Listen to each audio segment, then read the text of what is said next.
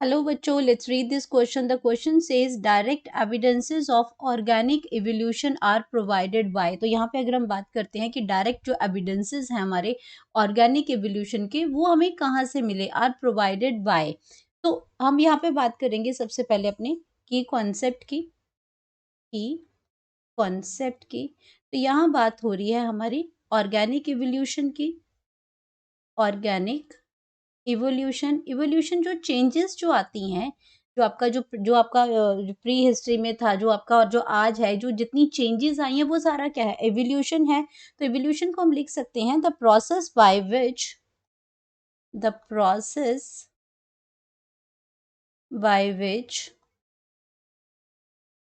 By which changes in by which changes in genetic composition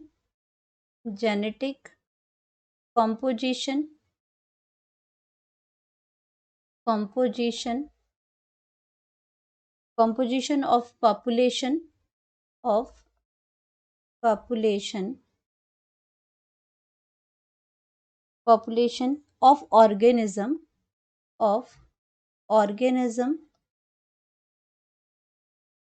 organisms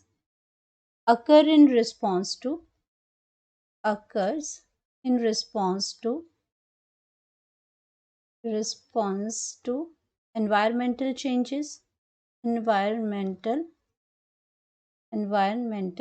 changes की वजह से। तो ये आपका क्या है, ऑर्गेनिक इवोल्यूशन है इसके अंदर।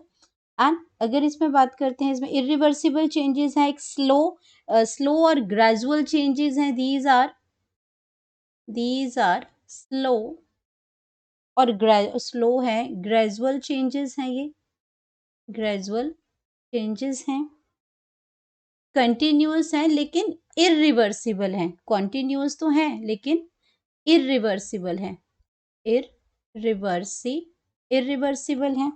अब अगर हम बात करते हैं, through which the present day complex form, जो लाइफ जो है वो डेवलप हुई है, यानी कि पुराने उस टाइम से धीरे धीरे जो चेंजेस आए, उससे हमारी जो न्यू लाइफ जो है वो डेवलप हो रही है, जो ज़्यादा आपके जो मोर कॉम्प्लेक्स है। और इसी को जो सिंपलर जो प्री एग्जिस्टिंग थे, उनसे हमारे जो आज के कॉम्प्लेक्स फॉर्म है, यानी कि जो आपके प्री एग्जिस्टिंग थे वो सिंपलर थे। जो प्री एग्जिस्टिंग थी हमारी, प्री एग्जिस्टिंग जो स्पीशीज थी, प्री एग्जिस्टिंग स्पीशीज से कॉम्प्लेक्स स्पीशीज आई, ये आपकी सिंपलर फॉर्म थी प्री एग्जिस्टिंग स्पीशीज से।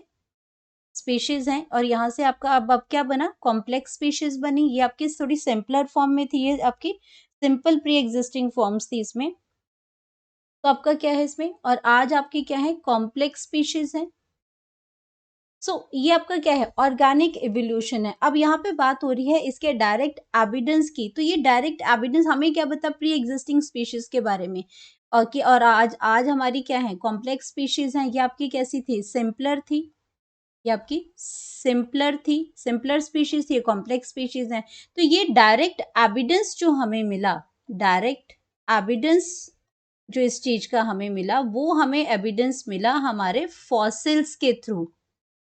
फॉसिल्स के थ्रू हमें ये एविडेंस मिला, क्योंकि आपके जो, अगर मैं फॉसिल्स की बात करती हूँ, तो फॉसिल्स एक्चुअल में होते क्या हैं, फॉसिल्स आपके क्या हैं, ये फॉसिल्स आर इम्प्रेशन। ये आपके क्या हैं, इम्प्रेशंस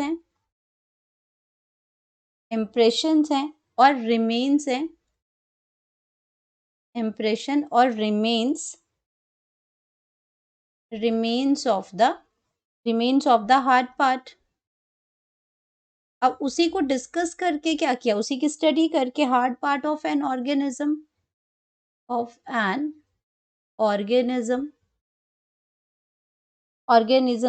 तो ये आपके क्या है, जो आपके क्या क्या हो गया था, वरिड विच गॉट वरिड, जब वो डेड हो गए तो वहां पे क्या हो गया इसमें, वो आपके क्या हो गए, वो सॉइल के नीचे चले गए, वहां पे वरिड हो गए, वरिड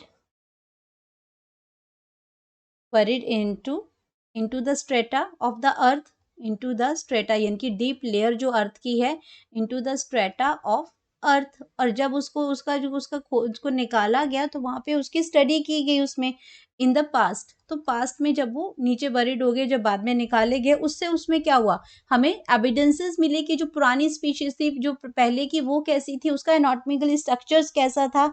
जब हमने कंपेयर किया उनको, तो हमें उसने क्या किया, एक डायरेक्ट एविडेंसेस दिए। तो हमारे पास जो आंसर जो आ जाएगा, वो इसमें आंसर जो आ जाएगा वो आ जाएगा डायरेक्ट एविडेंसेस में आंसर है इसका फॉसिल्स। फॉसिल्स, तो फॉसिल्स ने हमें डायरेक्ट एविडेंस दिए, जिसने हमें बताया उसके कि ये इसमें जो जो इवोल्यूशन थी वो कैसी थी, प्री एग्जिस्टिंग स्पीशीज कैसी थी, और अब उससे सिंपलर स्पीशीज से कॉम्प्लेक्स स्पीशीज जो है इवॉल्व हुई। Hope you understood it well. Best of luck.